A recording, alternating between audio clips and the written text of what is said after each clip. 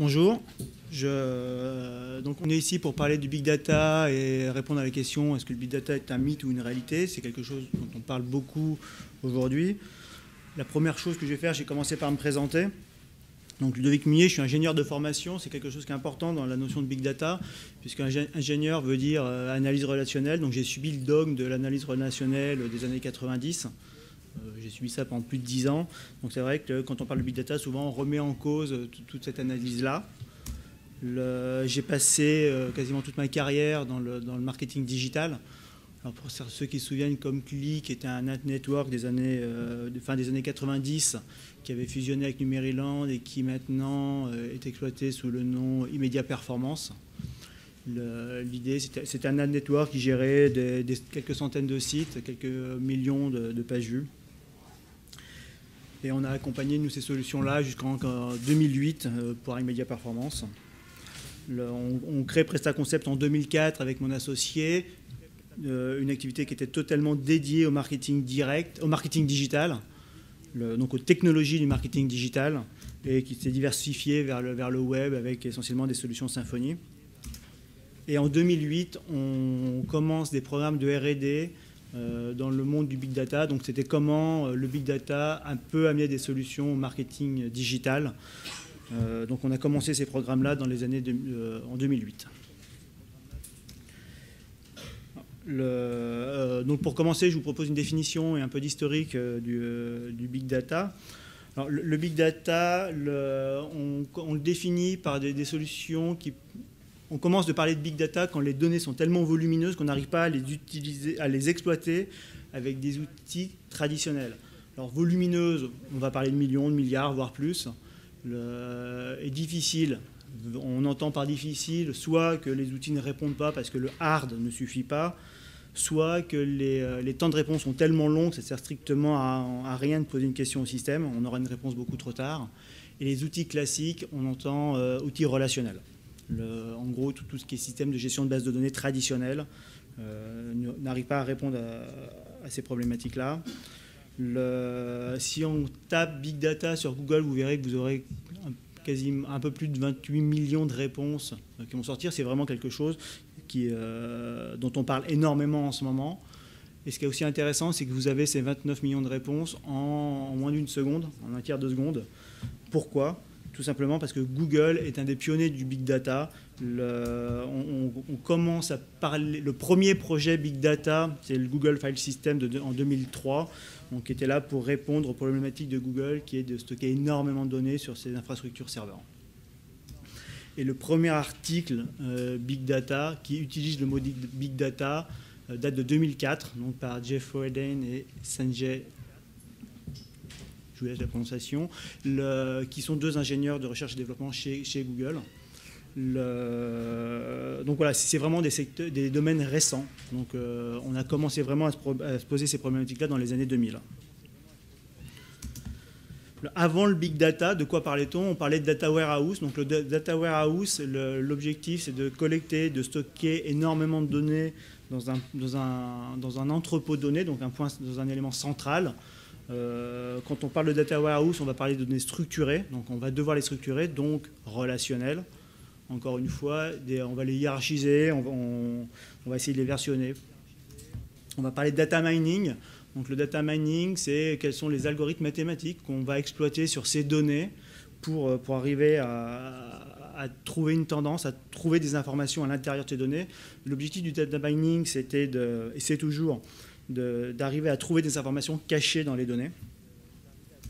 Et on va parler de data mart. Data mart, c'est comment on va rendre ces données issues du data mining ou du data warehouse exploitables en production.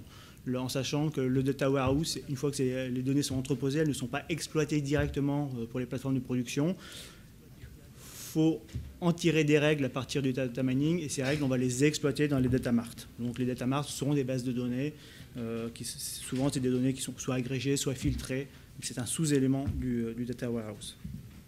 Donc ça c'était avant le big data, et on parlait soit de business intelligence, soit d'informatique décisionnelle.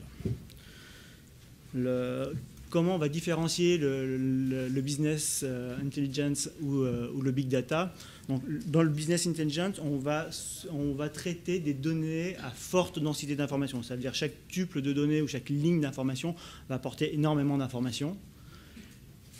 Et l'objectif va être, via des algorithmes mathématiques, de détecter des tendances. On va essayer d'agréger les données ou de trouver des corrélations pour trouver des tendances. Alors que dans le big data, on va travailler avec des informations, avec une densité d'informations beaucoup plus faible, c'est-à-dire chaque ligne d'information ne porte que très peu d'informations, par contre elles sont beaucoup plus nombreuses, et l'objectif via de la statistique inférentielle va être de prédire un événement. Donc le but c'est ne plus de trouver une tendance, mais de prédire un événement.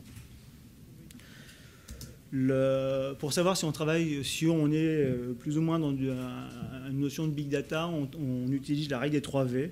Donc on a déjà parlé de volume. Donc le big data est là pour traiter des volumes extrêmement importants.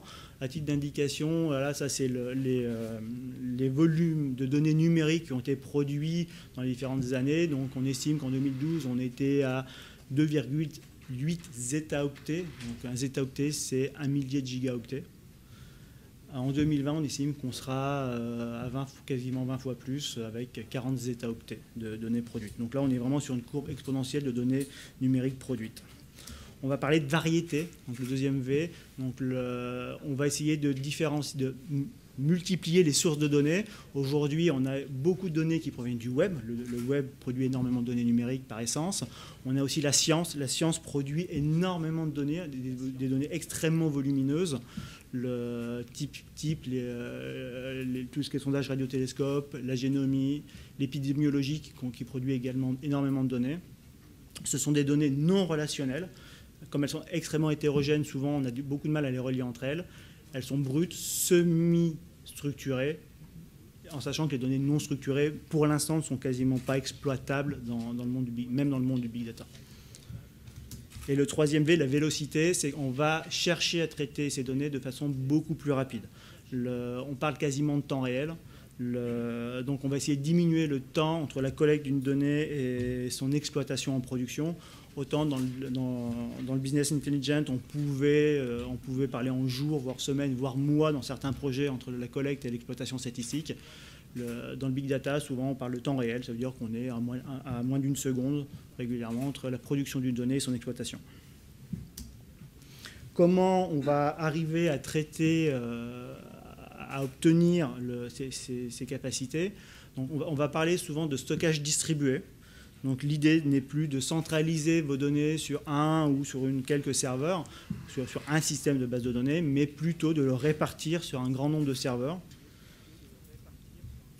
On va parler de données non structurées ou non relationnelles. Alors souvent, on parle de données dites clés-valeurs. Donc on abandonne complètement les théories relationnelles des années 80 pour revenir à des théories qui étaient préexistantes avant, mais moins exploitées, qui sont les techniques de clés-valeurs. Qu'on trouve encore, par contre, qu'on trouvait déjà beaucoup dans l'informatique industrielle. Et des calculs distribués. Ça veut dire que quand vous allez lancer un calcul, vous allez avoir des systèmes qui vont s'occuper de répartir ces calculs sur des graphes de serveurs, parfois géographiquement distants, pour traiter les données qui elles-mêmes sont distribuées pour obtenir un résultat. Aujourd'hui, on estime que Google a à peu près 1 million de serveurs destinés au stockage et au calcul de ces données, des données distribuées de recherche et distribuées à travers le monde. On est encore dans un cycle d'apprentissage pour le big data, c'est-à-dire qu'aujourd'hui, le big data s'auto-alimente et auto-alimente ses propres problématiques. Au départ, on a l'utilisateur. Donc l'utilisateur, on est là pour lui rendre un service le plus rapidement possible. Donc pour ça, on va essayer de traiter des données et on va mettre en place des nouvelles technologies qui commencent à porter le nom de big data. Mais ces technologies étant efficaces, elles vont être utilisées dans d'autres secteurs, des secteurs qui ont des problématiques de volumétrie de données, mais qui vont du coup poser d'autres problématiques et produire de nouvelles données en espérant pouvoir les traiter. Et du coup, on est obligé de trouver des nouvelles technologies pour répondre à ces données-là. à ces problématiques-là. Donc on est encore aujourd'hui dans un cycle où les technologies qu'on met en place pour répondre aux problématiques Big Data, on sait que dans 2 ou 3 ans, elles ne suffiront pas puisque les volumes de données continuent d'augmenter de façon totalement exponentielle.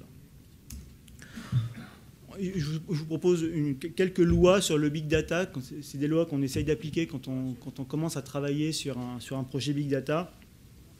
L'objectif, c'est d'analyser vite. Plus vous analysez vite vos données, meilleure sera votre prédiction.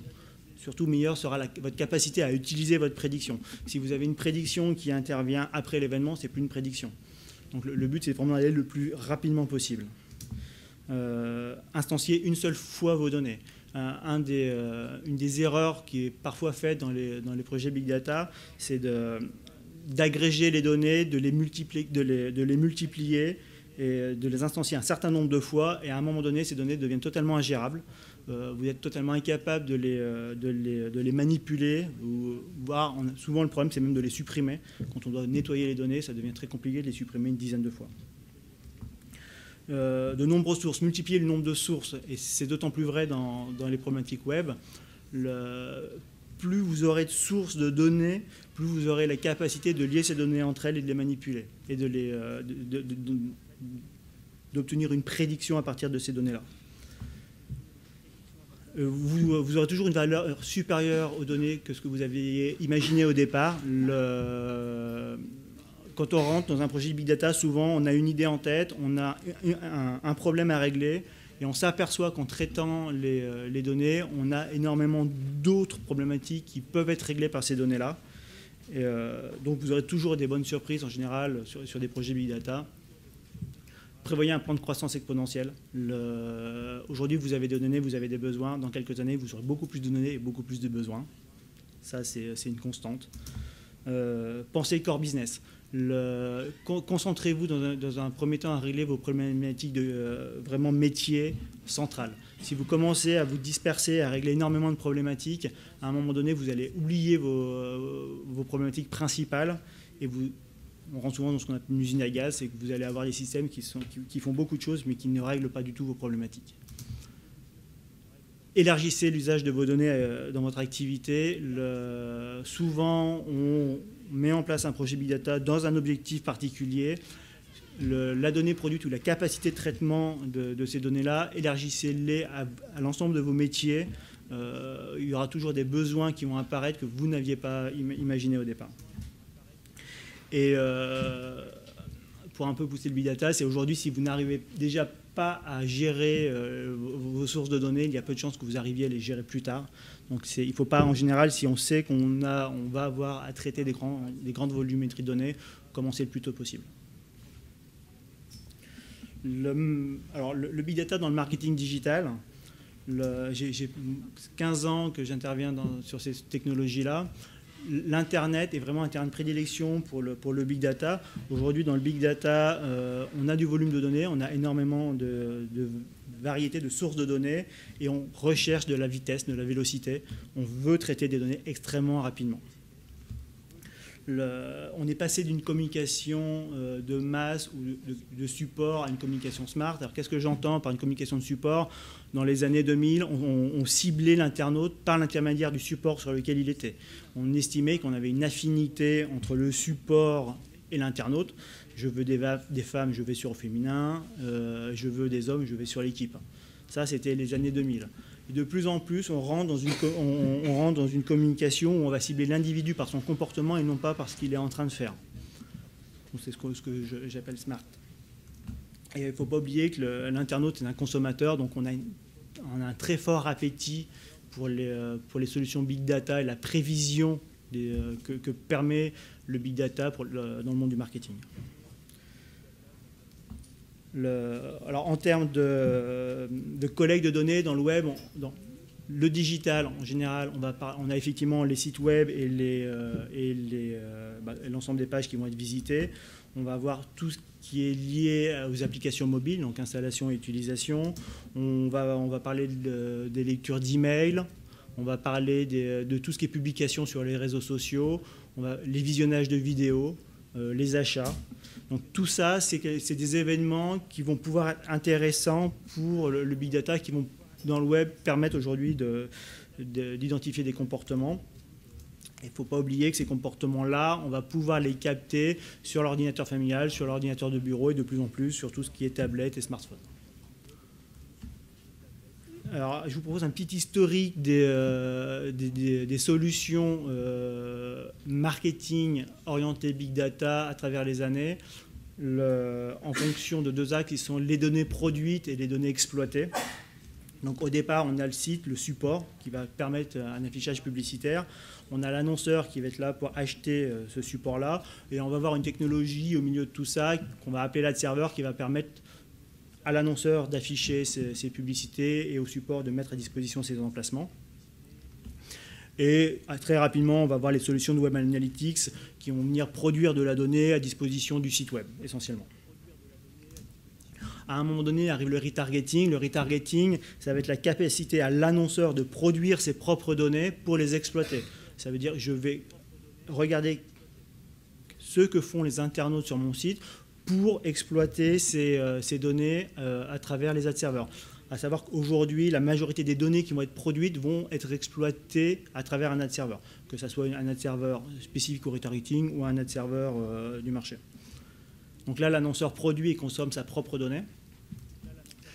Arrive l'ad exchange. Donc l'ad exchange va être à disposition des annonceurs, va donner la capacité aux annonceurs de trader, donc d'acheter des publicités, au départ souvent des invendus, sur des sites sans forcément cibler le site, mais essentiellement dans un objectif de prix au départ, qu'on va venir compléter par les problématiques de data exchange. Donc là, l'objectif, c'est que le site, donc les supports en général, produisent des données de comportement d'internautes qui vont pouvoir être achetés par les annonceurs. Donc là, l'annonceur, quand il va acheter sa publicité, va pouvoir dire « je veux cibler des personnes dont je pense, dont la exchange, dont le data exchange pense qu'ils sont on va parler d'intentionnistes, des intentionnistes auto, quelqu'un qui est capable d'acheter ou qui devrait pouvoir acheter une voiture dans les 6 prochains mois. Je vais pouvoir les cibler de cette matière-là, en sachant que c'est des données qui sont produites du coup par les supports, qui vont produire ces données, les mettre à disposition dans les data exchange et les ad exchange pour les annonceurs. On parle depuis maintenant quelques années des principes de DMP. Donc là, la DMP, donc Data Management Platform, l'idée c'est de centraliser les données d'une entité qui peut être un annonceur ou qui peut être un support pour pouvoir réexploiter ces données. Dans le data exchange et l'ad exchange, on exploitait ces données essentiellement à but publicitaire. Dans la DMP, on va pouvoir exploiter ces données-là à titre publicitaire, mais aussi à titre de comportement CRM ou adaptation de site. On va pouvoir, par exemple, adapter le contenu de son site web, la présence de son site web, en fonction d'informations qui nous sont fournies, qui nous sont prédites par la DMP. C'est vrai aussi sur les CRM où on va pouvoir lier les DMP avec les CRM. Donc on va pouvoir collecter de l'information sur un site web ou de l'information qui nous est fournie par des tiers pour pouvoir identifier des comportements sur une population qu'on connaît a priori par son CRM. En sachant que les DMP, dans une DMP, on va pouvoir implémenter un data exchange ou d'autres activités. On va avoir des DMP qui vont être dédiés à des métiers ou à des sites, et on a des DMP qui sont dédiés à des activités, par exemple des agences ou des régies. Donc là, le site web produit de la donnée qui va être à disposition des annonceurs. Un autre type de solution qu'on voit apparaître depuis quelques années qui utilise du big data, c'est les ad verification. Donc l'ad verification, le principe va être de vérifier comment les affichages de vos publicités ont été faits. Donc souvent, ce qui se passe, c'est qu'un annonceur va passer commande à une agence, qui va passer commande à une régie, qui va exploiter des sites des annonceurs. Et à un moment donné, il est extrêmement compliqué pour l'annonceur de savoir ce qui s'est réellement passé. À savoir qu'il y a des annonceurs qui ont en plus des contraintes juridiques quant à la vérification de leurs affichages publicitaires. Typiquement, tous les annonceurs qui vont travailler dans le jeu en ligne ou dans la loterie, je pense par exemple à la Française des Jeux, eux ont une obligation juridique. Donc ils ont une obligation de moyens. Donc la verification ne va pas avoir de contrôler non plus de manière statistique, mais de manière réelle. On va collecter l'ensemble des informations d'affichage, quelle publicité a été affichée, à quel internaute, à quel moment, sur quel site, sur quelle page du site. Et ça, sur l'ensemble de la campagne. Et ensuite, on va pouvoir créer des rapports quasiment en temps réel de la campagne et pouvoir du coup adapter la campagne, ces achats médias en fonction du comportement. Est-ce que les campagnes sont vues? Est-ce que la cible est réellement touchée? Et est-ce que je ne suis pas dans des sites qui ont une affinité forte avec la cible dont je n'ai pas le droit, je dois faire un maximum pour ne pas les atteindre. Et on sait très bien qu'on a des besoins qui vont apparaître. On est sur une courbe. Tous ces produits-là sont arrivés en quelques années. Donc, on sait très bien que dans les quelques années qui arrivent, on va avoir encore beaucoup de nouveaux projets, nouveaux concepts utilisant du big data. Alors, est-ce que c'est un mythe ou une réalité? Aujourd'hui, nous, on prend parti pour dire que c'est une réalité. Beaucoup vont parler de big data sans réellement faire du big data. Mais nous, on prend le parti que c'est une réalité. On est en recherche d'efficacité permanente sur le web, que ça soit technique ou marketing. L'internaute est de plus en plus au cœur des stratégies de l'Internet. Donc, au plus au cœur des stratégies de l'Internet, on va essayer d'adapter le contenu, que ce soit publicitaire ou le contenu site, à un comportement et plus à une population au global. Et les défis sont devant nous. En quelques années, on a réussi à passer pas mal de caps. Il nous en reste encore énormément. On voit que les données vont être de plus en plus nombreuses et les traitements qu'on va vouloir en faire de plus en plus poussés. Donc on a encore énormément de défis devant nous dans le big data. Une des critiques qui nous est régulièrement faite, c'est la consommation d'énergie que ça procure. Une infrastructure big data consomme énormément d'énergie électrique. Donc là, c'est des estimations de chiffre d'affaires à travers le monde de l'activité big data en milliards de dollars. Donc aujourd'hui, on est sur une activité qui, l'an dernier, devait être à peu près de 5 milliards de dollars pour 10 milliards cette année. Et une estimation en 2017 à 53 milliards de dollars. Donc on fait x5 en 5 ans. Donc même x10 en 5 ans. Donc c'est vraiment une courbe ascendante croissante pour le moment. Et certains disent qu'on s'est sous-estimé. On commence à avoir énormément d'acteurs du big data. On va retrouver les solutions open source. Aujourd'hui, on a beaucoup de solutions open source. On a quelques très grosses solutions open source qui tirent le marché. On a quelques solutions propriétaires, souvent financées ou tirées par les producteurs, par les fournisseurs de matériel, parce que le big data consomme énormément de matériel, entre autres les disques durs, qui dit données, dit stockage, donc des solutions comme Gridplume qui sont poussées par EMC par exemple. Voilà. En quelques mots sur PrestaConcept pour finir. Voilà, PrestaConcept, on est une vingtaine de personnes, on est basé sur Lyon, on a 2 activités, une activité web et une activité marketing digital. Aujourd'hui, on travaille sur des problématiques, dans le marketing digital, on travaille sur des problématiques qui sont la network, du DMP, de la exchange, du data exchange, on a fait pas mal de retargeting. Et je me tiens à votre disposition et pour des questions, et si vous voulez récupérer cette présentation, il suffit de m'envoyer un email, je le ferai plus rapidement, sinon je la mettrai à disposition sur notre site.